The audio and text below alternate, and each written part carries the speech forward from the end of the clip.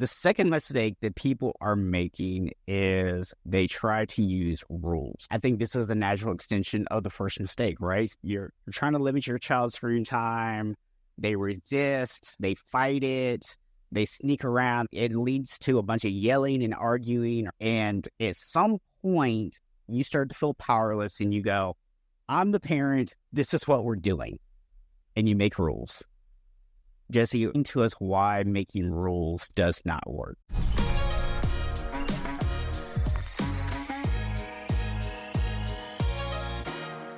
Welcome to the Unshakable Habits podcast, where we help you to build the habits and routines that help build the life you want so you can turn everyday actions into powerful wins for your health, mindset, relationships, faith, and professional growth.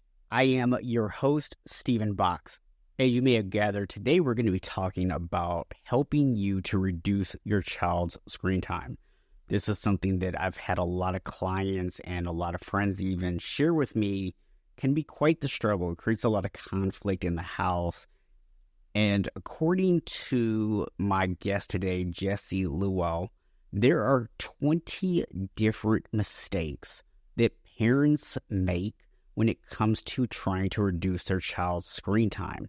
And today, Jessie's going to share with us the top 3 or 4 mistakes that you might be making and what to do instead. So today, I think you guys are going to get tremendous, matter of fact, I know that you guys are going to get tremendous value out of this because Jessie's going to point out the most common mistakes that people are making and give you the alternative to do. And then if you want to learn some of the other things that might be going on, Jessie has a webinar that covers 20 different mistakes that parents might be making. So with that, allow me to introduce my guest today, Jessie Liew. Jessie, how are you doing today? I'm good. How are you today? Doing well. Jessie, let's start off with, how did you get into this idea of helping parents limit screen time for children? Like, what made this a passion project for you? Okay, actually, I didn't start this specifically on my mind. It was actually an accident somehow because of my background. I actually worked 14 years in cybersecurity, and my husband is also is a tech guy. So actually, both of us, we are trying to delay the technology use in our children because number one, the internet is not safe. My background, we know what is out there. And then secondly, we know that we are computer science graduate. We know all these devices are very addictive. Yeah. And that's why we want to delay. But when the pandemic came, like March 2020, the whole world shuts down. And my kid has to go to the online in order to continue the online learning journey for that. So I realized that, oh shit, I can't delay anymore. And therefore, I decided I need to do something because if not, my children will also be addicted like other kids, addicted to the screen time. Because it's also a problem that I heard a lot of my friends complaining about. And when one of my friends actually called me up and shared that he was fighting with her teenage son to wrestle the smartphone physically from her son because of her son's gaming addiction, it got me shocked. And then I was like, oh my God. And then I realized that maybe it's something that I need to share with the world. And that's how my journey started. Okay. Yeah, so let's dive into this a little bit, right? First of all, why is this a problem? Actually, all these smartphones, they are actually designed to get us hooked to the device. So if I actually study, there's a good book called Hook by Neil Ewald. It's actually a habit book that explains why all of us are actually hooked to the platform, like Facebook, Instagram, all the social media, even the YouTube. All these, they actually install the gamifications process, and they also have the triggers. It's like a habit system look to actually hook us to the platform again. And because the habit has been repeated so many times, it just become like subconscious. Like I think right now, not to say about children, even most adults, they are addicted. If they're maybe they're waiting for a train, they're boring, then their things is they just look at the smartphone. Yeah. Even in the train, they're looking at the smartphone. And I even see some people crossing the roads even with the smartphone, which is quite could be quite dangerous, right? And that's why I realized that I don't want that to actually shape the habits in my children. And I recognize that I need to do something, because if not, my children will be also addicted. Because if adults have so much difficulty to not be distracted and hooked to the platform, what about our children? Yeah.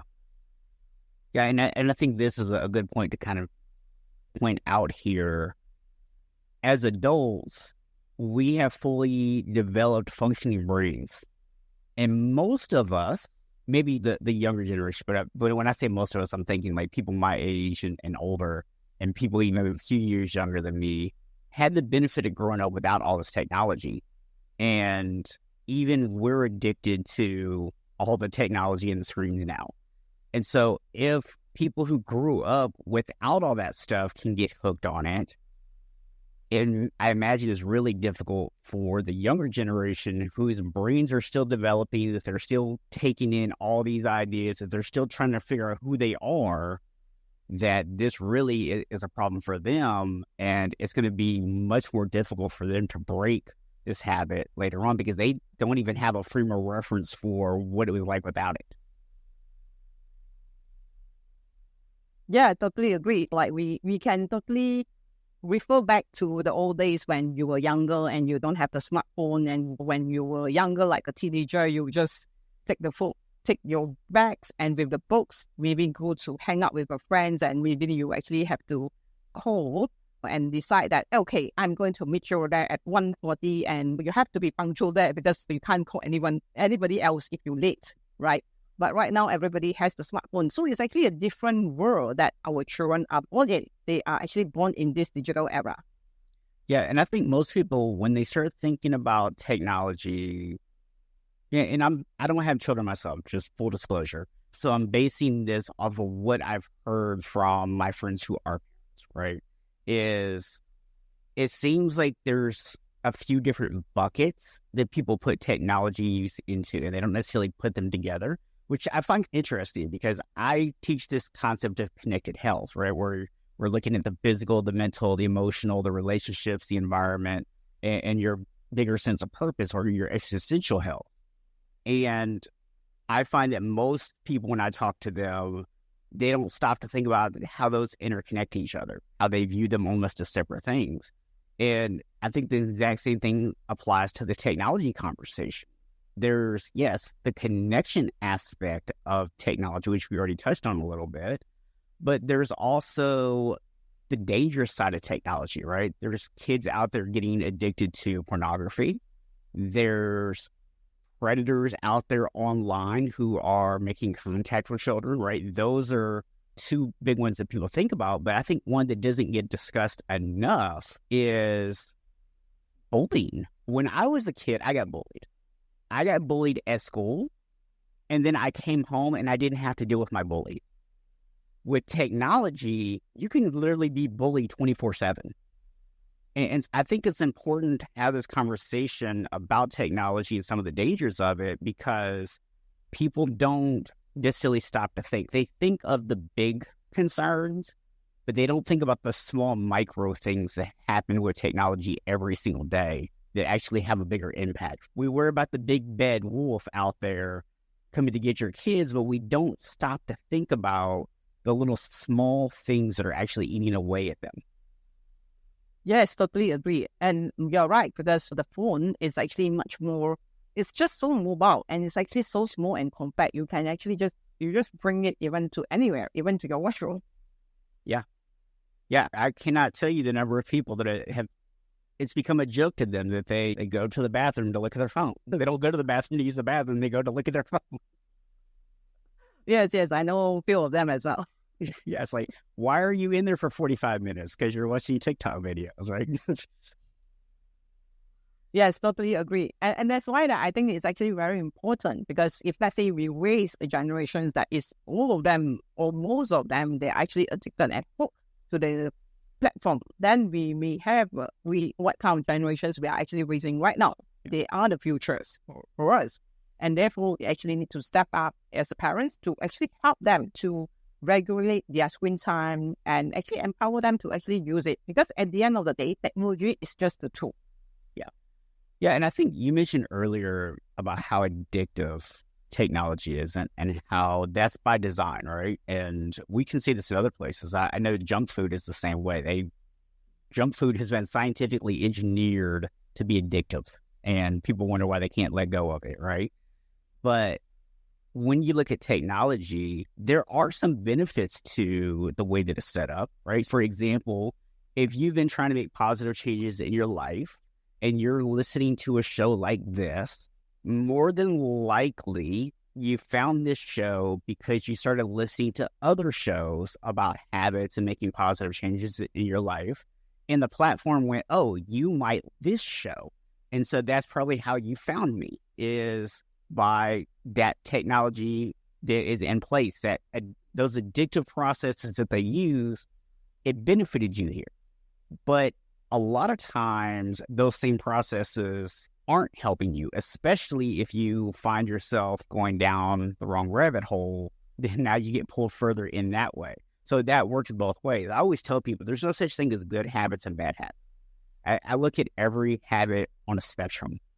And the question is, are you on the side of the spectrum that's taking you further away from your goals, or the side of the spectrum that's taking you further towards your goals? Because the habit in and of itself is not inherently bad. But that's what people tend to think of. They think good habit, bad habit. And I think technology is the same, right? It's not necessarily that technology itself is bad, but if you get on the wrong side of the spectrum, it can be bad. Yes, totally agree. And actually, what I find actually about fascinating about technology is when I realized I saw and witnessed on my second son, his name is Wei, and actually Wei likes to do drawing. And he learned all his drawing on the YouTube Kids. And basically, he learned his drawing skills. And now as a 7-year-old at the time, I realized that he was drawing very beautiful Spider-Man drawing. And it's just like as good as those in the comics. And I realized that, wow, if you use it in the right way, it can actually empower you to pursue things that you like, to pursue things that in line with your values and your purpose and your passion as well. So I think this is actually a really good one, because I think at this point there comes a logical choice that parents make, which is, okay, you're right. There are benefits to the technology and there are drawbacks.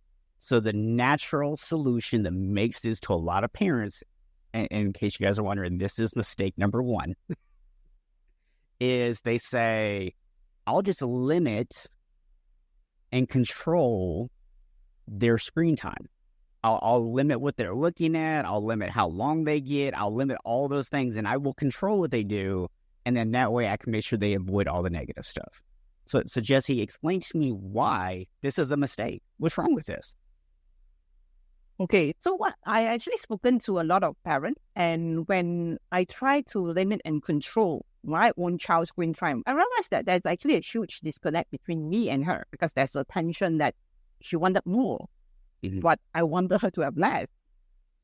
And then I come to the point that I realized that because my priority for me is life connections with her is the one that I'm really prioritized the most, which means that connection with her is the priority for me. So I was actually thinking, how can I have the connections at the same time able to get her to have an ideal, or actually not too excessive screen time? And then I start to actually go into another path where I start to empower her to use the screen time, use in the right way, rather than try to control and limit. And as I actually start to work with a lot of parents, I realize that the more they control and limit, that's another drawback, which is there's no safe space communication. Your child don't trust you, you don't trust your child. And because online, they're actually spending a lot of time online. Like you're right, if they're bullied online, if they're talking to strangers online, or maybe they just stumble on something that is not appropriate for them. It could be porn, alcohol, it could be anything, drugs, right? Yeah. So they may actually see something that they are not comfortable. But let's dive into, if we are the child and my parents is trying to control me, do you think this child wants to talk to the parents? Right. No, right? So I think that come to the child's perspective, if I talk to my parents, I'll be at school. I'll be a little bit more. I can't even have my screen time. Mm-hmm.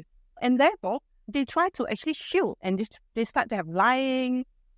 They start to, they try to actually do hanky-panky, and sometimes because all of their peers, because right now I think that, especially if most of the countries, from my understanding, is that you are in the secondary school, means that you are 13 and above, 95% of them, they already have a smartphone. Yeah. And then like the peer pressure is high. And sometimes the peer pressure will actually push them to do something that's stupid. This is a stupid thing, but I'm having the peer pressure. So I can't go to my parents. I have this bad influence and start in between. And then the child may actually need to fall into the peer pressure and do some stupid stuff as well. And sometimes they can be aligned, which means that, oh, your mom don't give you Instagram, no problem, you create an account in my phone, which happens a lot. So from my clients come to me, I don't allow her to install Instagram, no problem, she install in her friend's phone. I think this is even worse, right? So I think that's one of the reasons why I think that is limiting and controlling is actually the worst idea. Because yes, they need to be limited, but the way you do it, it shouldn't like, oh, you should have only for 30 minutes of screen time. Because the more you try to limit and control, your child actually see it as a scarce resources. Yeah. Yeah, it's interesting, right? Because when you start to restrict, what that does is it creates this feeling of deprivation, right? That FOMO kicks in, right? It's I must be missing out on something. And I think a lot of adults can actually maybe relate to this if you start thinking about things like when you try to go on a diet and that diet is really strict and it becomes difficult because you feel like you're missing out on the foods that you want to eat, or you feel like you can't go hang out with people because there's going to be alcohol involved, or you're going to be eating foods that aren't on your diet or whatever, right? And the more that you try to restrict yourself in those ways, the more the temptation kicks in, right? And even think about as a kid, or thinking about as when I was a kid, I feel I maybe had 4 or 5 people around me that would influence me in negative ways, right? Today, kids literally have hundreds, if not thousands of people that can negatively influence them at any given time. Yes, totally agree. Yeah, and you're right. You are so precise about the food. Even we're not talking about restricting the screen time. If we restrict the food, I think that all of us will deprive. And that's why those people who actually go for the dieting, most of them fail. Yep. Yeah. Not to mention the fact that it's limiting only solves the problem temporarily, right? It's not fixing the overall issue. And as you said, just like when we were kids, we were pretty resourceful. We were pretty good at getting around things that we weren't supposed to be doing.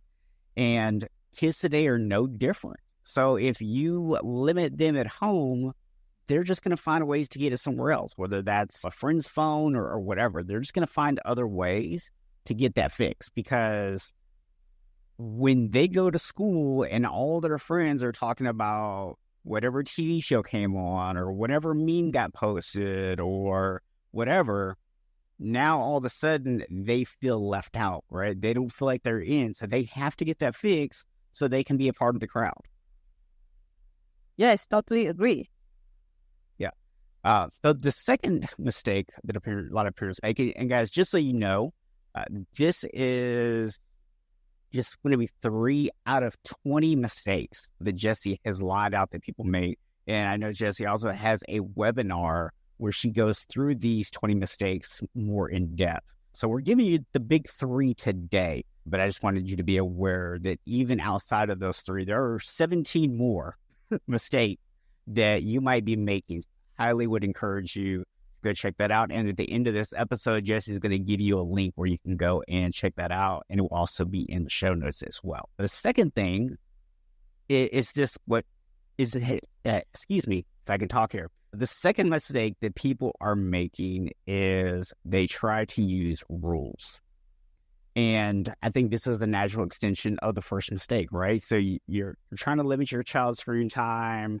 They resist, they fight it, They sneak around. They try to do all these things. It leads to a bunch of yelling and arguing or whatever. And at some point, you start to feel powerless and you go, I'm the parent. This is what we're doing. And you make rules. And Jessie, explain to us why making rules does not work. Okay. So when you actually make rules, so a lot of times we actually just come, oh, this is the rules. I'm your parent. Just follow it. And all right. So I think that it depends on your child personality. If your child is a person who likes to follow through and he's more obedient, maybe you actually follow through the rules.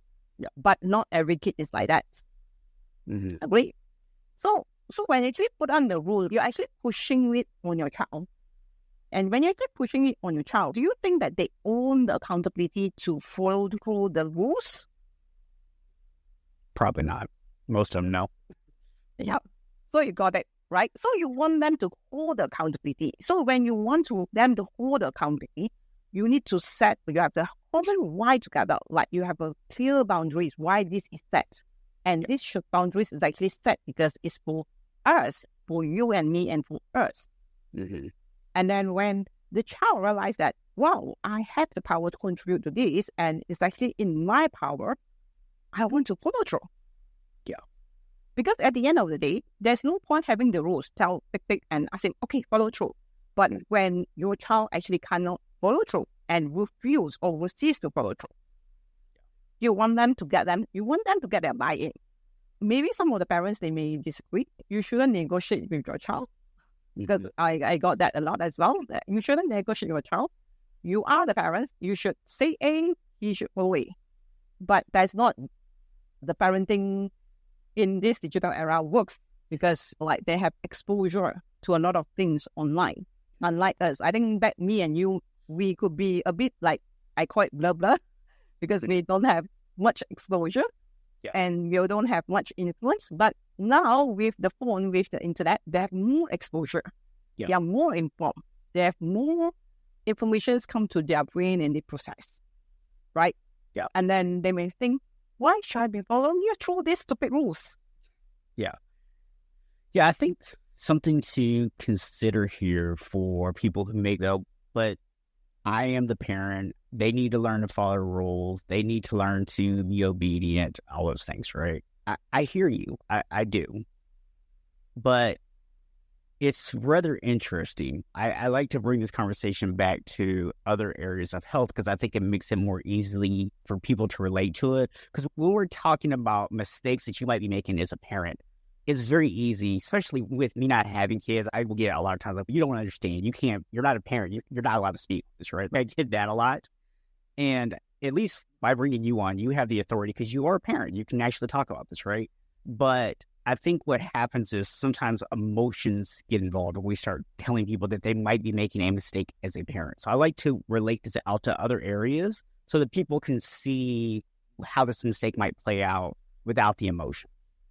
And it's very similar to, again, going back to the idea of strict dieting. Why is it that most people regain the weight that they lose on a diet? It's because diets have all these rules, and rules are not sustainable. And when you follow the rules, even if you're very obedient to the rules, even if you follow them, even if you get results, what are the rules for maintaining your results? That's completely different. That's a different circumstance. Even if you are to limit your child's exposure to a screen, even if you come up with all these rules, and even if you are one of the lucky parents out there that your child is completely, it'll be teaching them how to do it on their own once they're away from you. Are you teaching them how to not have this issue?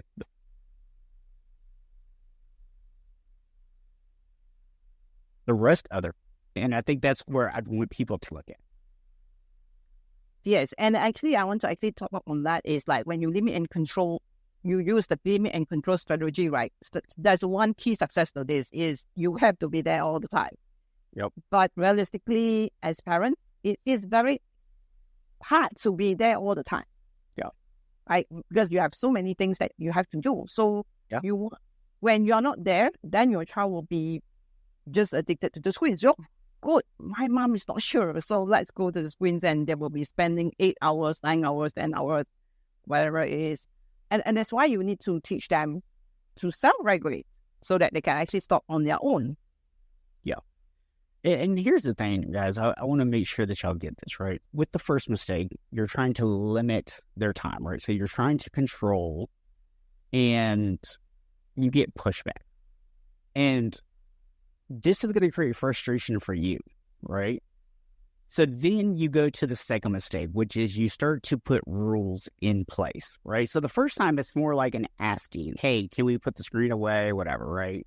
And now you're actually making demands. Now you're like, you can only use the screen 2 hours a day, right?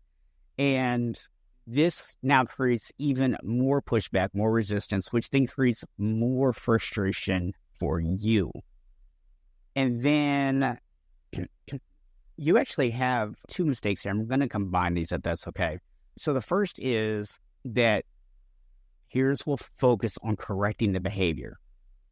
And then the second one, I think, is actually, excuse me, really tightly connected here, is that parents react to the child's misbehavior.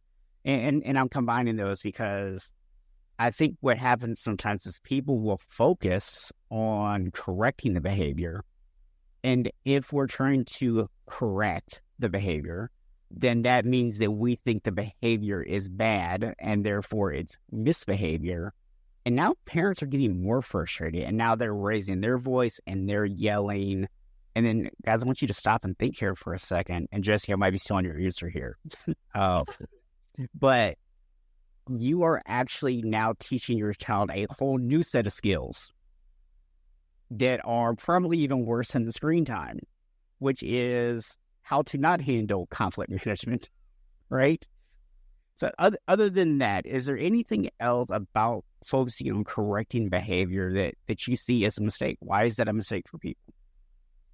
Okay. So when you correct the behavior, it's not that we do not need to correct the behavior. So I want to actually make like a disclaimer. It's not that we do not need to correct the behavior, but when our focus starts to correct their behavior, we will start to tell them that you're wrong. You have the problems. And then your child, let's dive into the child situation right now and his position. He will feel like, oh, so I have the problem. And anyone who is being criticized, what will be the likelihood that he will listen to you? He will be in the denial mode or defiance mode. And I can actually say that like his rule of defense starts to go up. And literally what you tell him that is wrong, it's not going to reach him because his rule of defense is like so high, right? So in order for us to get them to listen and understand why is this a problem, we need to calm ourselves down.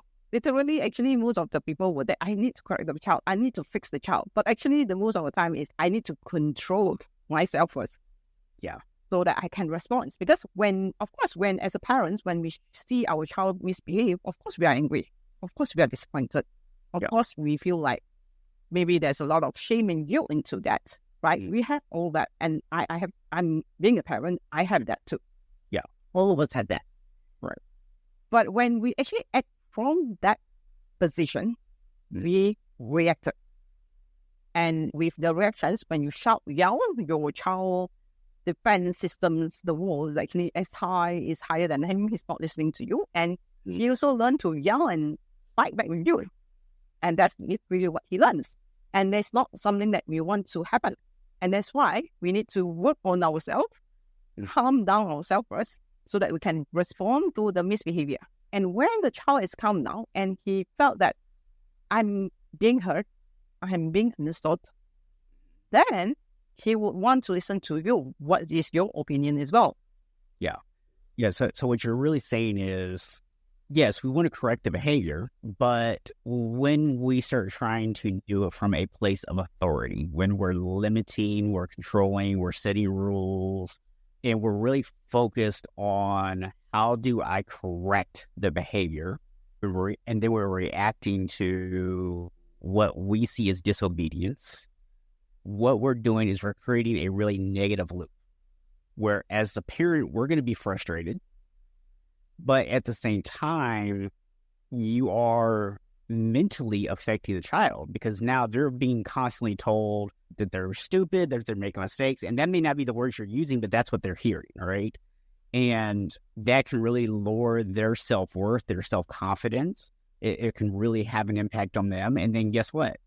If you are telling them, stop doing this is wrong, you shouldn't be doing this, and you're making them feel bad, you're making them, because remember, there are literally billions of dollars being spent on making this stuff addictive. It's not just as simple as, hey, turn off your screen, right? And you're basically making someone who has a billion-dollar industry fighting for their attention feel bad about their inability to put down the phone. And what do you think is going to happen when you do that, guys? They're going to go to that technology. They're going to find ways to go get it because guess what? When they post a picture on Instagram or they post a video on TikTok or whatever, they are going to get likes and comments, and it's going to make them feel better.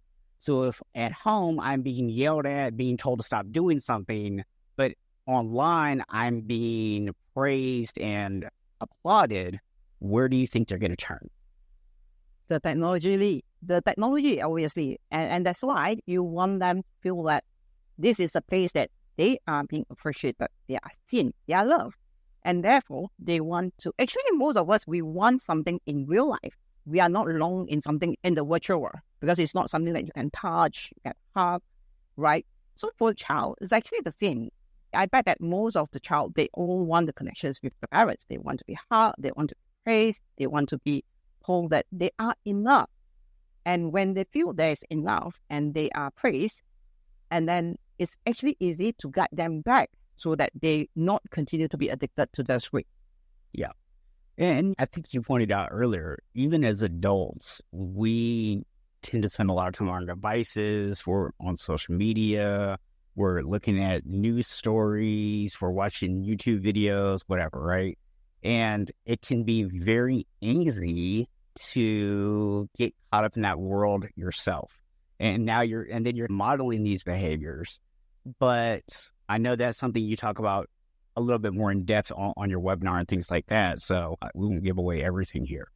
When you start to look at this, I think a little bit of empathy towards your child goes a long ways. And correct me if I'm wrong here, but I feel if you can understand why this is a difficult thing for your child to break free from, by maybe looking at your own behaviors and realizing that it's not even easy for you to do it. And you can stop looking at this as a mistake that your child is making and stop focusing on correcting that behavior like we just talked about, and instead start to understand what it is that your child needs. Start to get in tune with what they actually are missing out on that social media is giving them, and then find ways to give that to them. That's really what the solution is here, right? Yes, absolutely. Because like sometimes why the kids, they are addicted, they are actually looking for something. Could be something that to fulfill their connections. Perhaps they don't have the connections back at home, but in the virtual world, everybody is praising him. Wow, you're so good, you're so beautiful. It feels good, right? And our dopamine start to kick in. And then, of course, they're looking for connection. They're looking for approval. And they're also looking for some acknowledgement or maybe accomplishment. That's why the gaming, a lot of kids, they are actually tied to the gaming because all this gaming actually give them accomplishment. Okay, I got how many goals, I got how many levels, I have achieved how many rewards from the game itself. So you need to actually realize that, hey, actually all these are actually coming into the picture. And sometimes when we actually have empathy, we realize that it's actually not the gaming. It's actually not the gaming.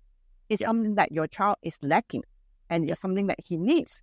And your job is actually to understand and look at it and see how you can actually meet that needs so that he do not need to come to the games to fulfill that need.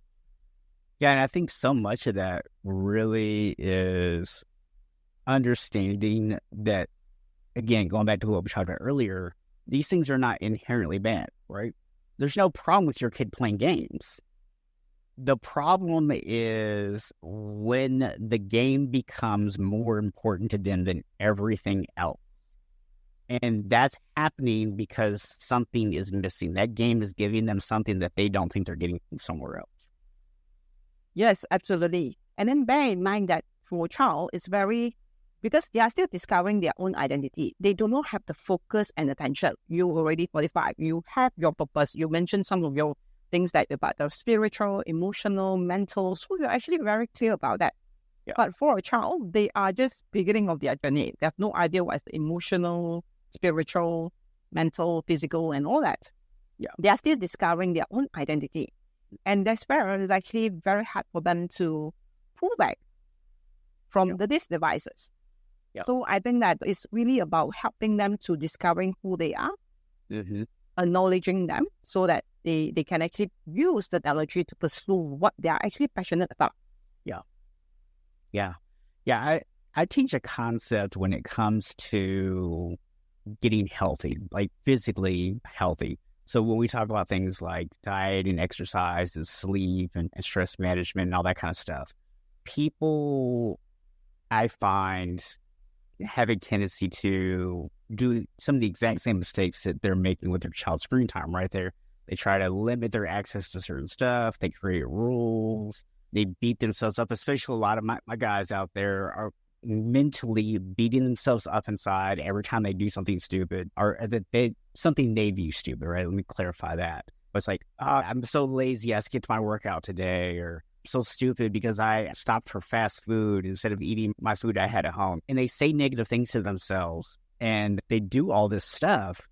And what's happening is they're creating this identity for themselves. And if you can have this happen in people who are already 30s, 40s, 50s, even 60s, I see this where people are literally changing their identity through their thoughts and their words.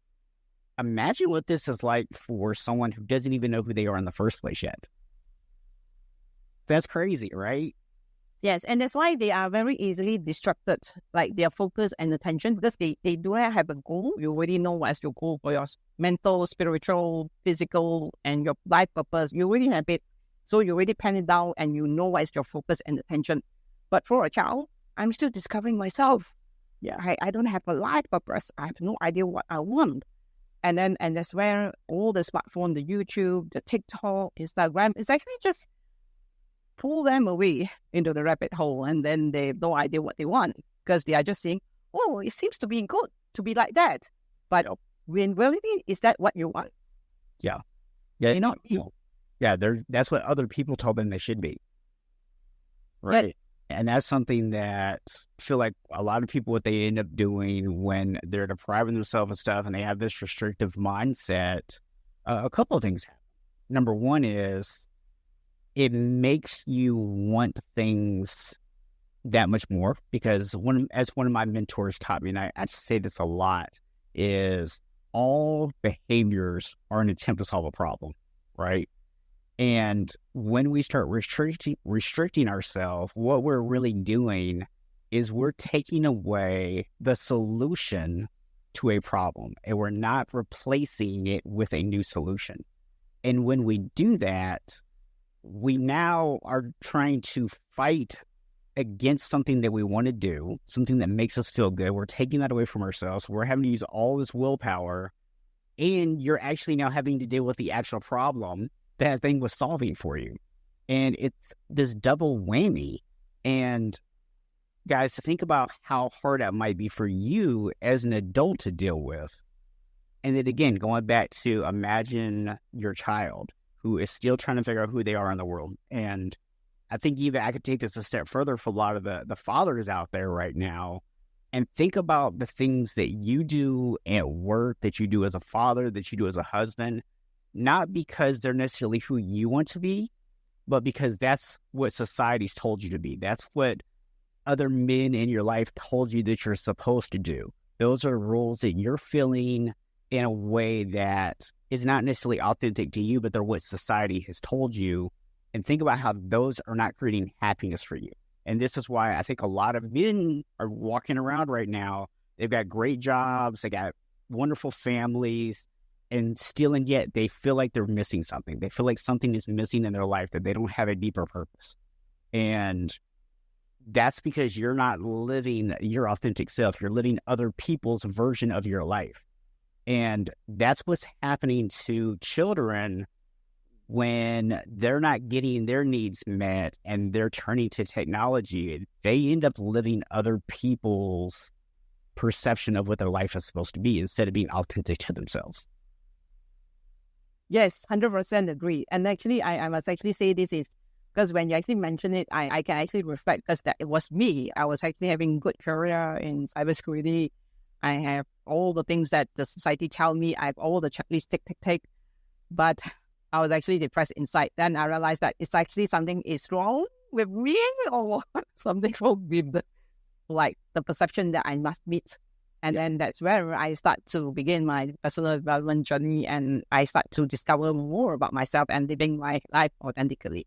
Yeah, that's why in my coaching program, the first thing that we always focus on is your vision, right? Creating that vision for who you want to actually be, right? Because most of us, we're not living authentically. We're not living to be what we want to be.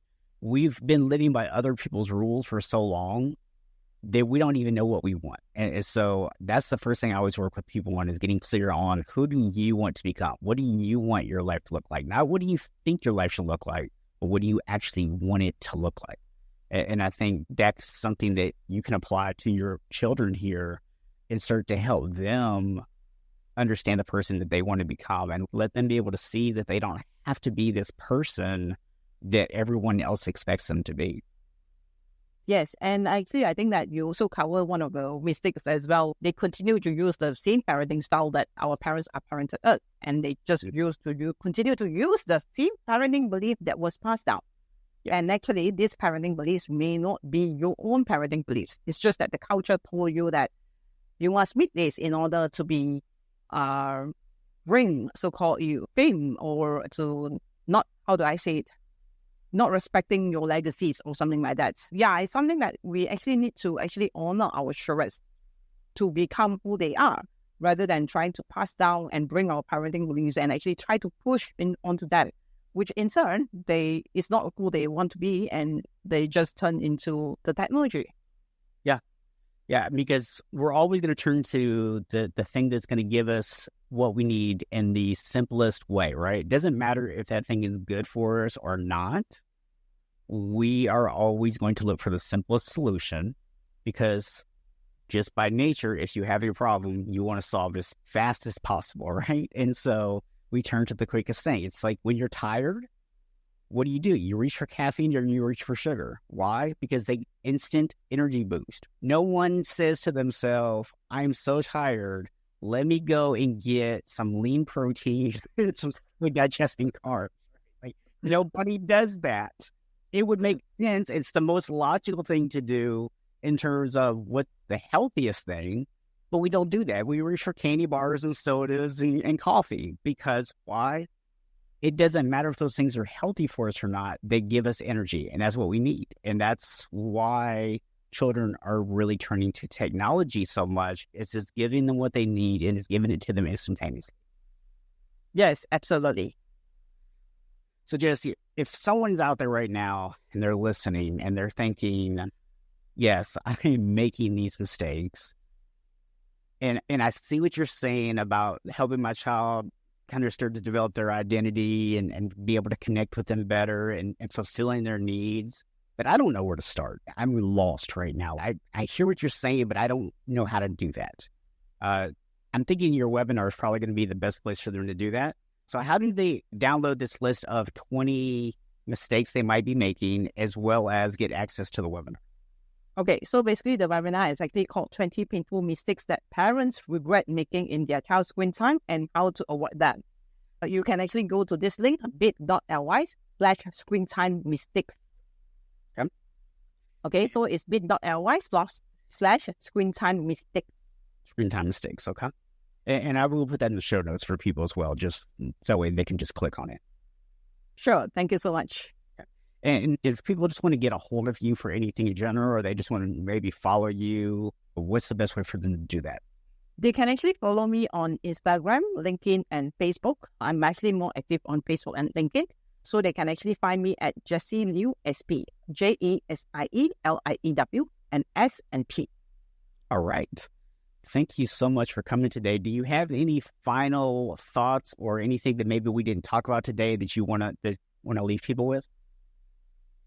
Yes, I think I recover actually quite a lot, and I really encourage parents to actually go and actually listen to the webinar, because those parents who actually come to limit and control the screen time, they realize that it's getting harder and harder when their child turning to teenager. And by, I think, 13, 14, 15, it's going to be hard. And by 15, most of them, they felt that they're literally losing that. So please start doing these changes before when they're young, and not only to want to do this when they are much older, like 17, 18 years old. Yeah, and I'll just add from something that I've taken from this today is I feel like for a lot of parents, as you said, one of those mistakes is focusing on correcting the behavior. And so this can very much become about limiting screen time. How do I get my kid off the screen? But through our conversation today, what I've really seen is that this isn't about limiting screen time per se. That's the process, right? That's what we're doing. But what this is really about is allowing you as a parent to better connect with your child.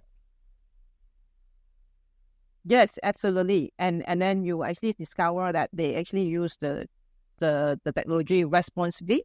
They actually use it because they are empowered. They know that they have the power and they have to use the technology responsibly. And they're actually able to stay safe online.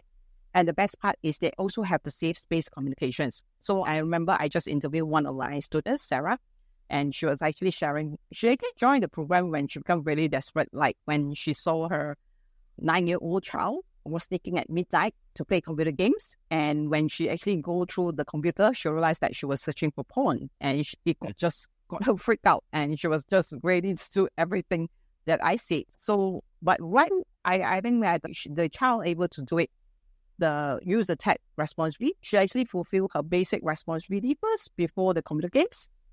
She used it mindfully, and she actually recognized that on the game is not always fun. When it's actually not fun anymore, it's actually time to get out. And she recognized that. And this is a child which is more conscious.